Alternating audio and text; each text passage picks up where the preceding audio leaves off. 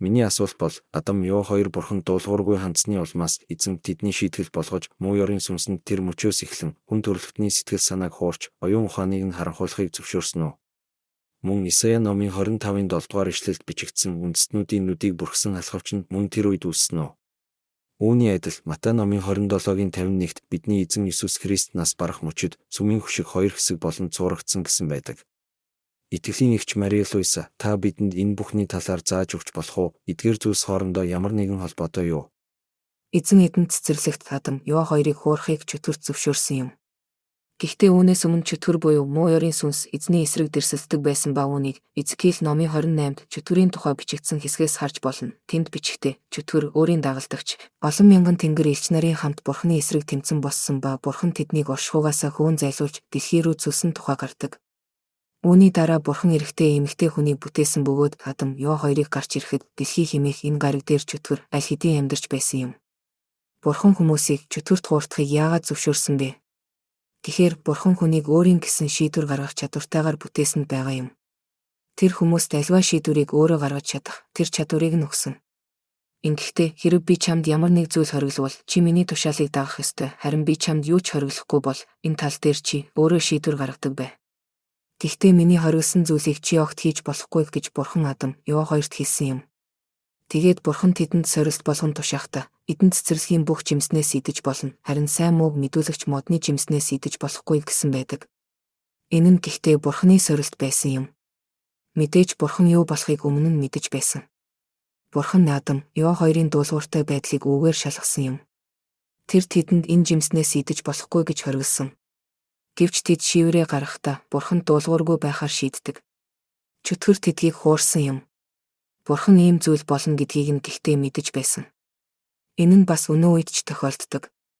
Бурхан бидэнд сонголтоо өөрсдөө хийх эрхийг өгдөг. Гэхдээ бидний маш олон шийдвэрт Бурхан хамт байж бидэнд сургаж зөв шийдвэр гаргахад, зөв зүйлийг хийж чадхад маань биднийг чиглүүлж тусалдаг. Учир нь бид ч бас өөрсдөө Бурханд хандаад Бурхан надад туслаач, зөв шийдвэр гаргаж чадхад минь та туслаач гэж гуйдаг шүү дээ. Тиймээс ч Бурхан бидэнд тусалдаг юм. Харин энэ хөшиг бол өөр утгатай. Матай номонд хэлэхдээ эзэн Иесус Христ голгод ууланд цовдлогдож өгсөн энэ үхлээрээ сүмийн хөшгийг хуу татаж хайсан гэсэн байдаг. Та бүхэн санаж байгаа байх. Иерусалим хотод Херод хааны юдачуудад барьж өгсөн нэгэн сүм байсныг энэ сүмийн ариунаас ариун газар нь, ариун газраасаа нэгэн хөшгөөр тусгаарлагдсан байдаг байв. Өөрөөр хэлбэл ариунаас ариун газрыг тусгаарладаг байсан энэ хөшиг нь хүмүүсийг ариунаас ариун газарт хөл тавихаас хамгаалдаг байсан юм. Зөвхөн тэрүүн тахилчид жилдээ нэг удаа тэнд орох хэрэгтэй байв. Гэхдээ энэ хөшиг нь бас бэлэгдлийн утгатай юм. Энэ нь хүн төрөлхтөн Бурханы оршихуйд шууд орж болохгүй бэлэгдлэр илэрхийлж байсан ба Бурхан тэднээс хол байгаа нэг тэмдэг байсан юм. Бурхан өөрийгөө зөвхөн тэрүүн тахилч болон иш үзүүлэгчдээр дамжуулан илчилдэг байв. Харин жирийн ард түмэнд тэр өөрийгөө илчилдэггүй байсан. Учир нь Бурхан хүн төрөлхтөн хоёрыг тусгаарласан энэ хөшиг тэдний дунд байсан юм. Тэгээд эзэн Иесус Христ нас барах үедээ хэлэхдээ надад итгэгч хүн бүхэнд би Бурханы оршихуйн өмнө байж түүнтэй хамт байх эрх чөлөөг өгнө. Бурхан тэр хүн рүү ярьж тэр хүн Бурхантай харьцах болно. Бурхан хүн хоёрын хооронд харилцаа бий болно гэж хэлсэн юм. Энэ бол эзэн Иесус Христийн амлалт байв. Тийм ч учраас энд эзэн тэр өдөр загалмайд цовдлогдсон нас барахдаа энэ хөшгийг хуу татсан гэж хэлж байгаа юм. Учир энэ хөшиг нь хүн төрөлхтөн Бурханаас тусгаарлагдсныг бэлэгдлэр харуулсан тэмдэг нь байсан юм. Хөшгийг хуу татсан гэдгээр хүн бүхэн ариунаас ариун газарт буюу Бурханы оршихуйд орох хэрэгтэй болсныг илтгэж байгаа юм. Эзэн Иесус хэлэхдээ надаар дамжуулан та нар Бурханы оршихуйд байх болно. Та нарыг залбирахад Бурхан та нартай хамт байна. Энэ мөчөөс эхлэн ариун сүнс хүн нэг бүрийн зүрхэнд байж Бурхан та нартай хамт байх болно гэдэг. Үүнд л энэ хөшигний утга учир оршиж байгаа юм. Эзэн хүн төрөлхтнийг Бурхантай хамт байгаасаа гэсэндэ тэдэнд Бурханд хүрэх замыг нь чөлөөлж өгснийг үгээр илэрхийлсэн юм. Үүний учир бид өнөөдөр Бурханы оршихуйд баярлаж байгаа билээ.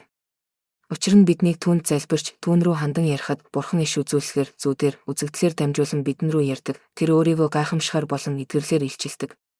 Бурханы оршихуйд баясаж түүнтэй хамт байх нь юутай гайхалтай сайхан билээ. Тийм ч учраас түүний хуйлуудыг сахих нь маш чухал юм. Ингэснээр тэр биднээс холдохгүй, биднийг ганцааран минь орхихгүй, харин ч үргэлж бидний дэргэд байх болно. Бидний эзэн Иесус Христэд алдар нь үрд байг.